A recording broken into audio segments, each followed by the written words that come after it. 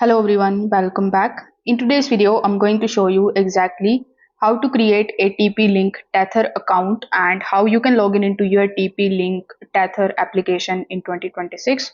So first of all, we will see how we can download the application. So you need to open your Google Play Store or App Store.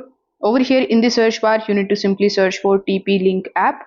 Now you will find this TP Link Tether application and this is exactly what we are looking for. So you need to simply tap on the option of install and wait for some time until it installs on your device.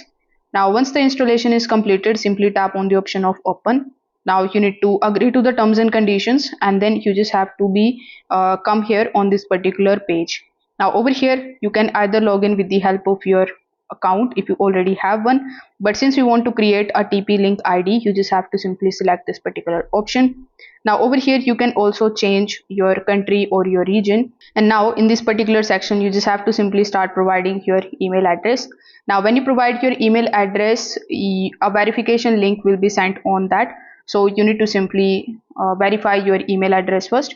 Now once your email address is verified, you will be able to get access to the dashboard of the TP Link application, and this way basically you will be able to easily create your account. So if this video helped you out, make sure that you like this video and subscribe to the channel. Thanks for watching.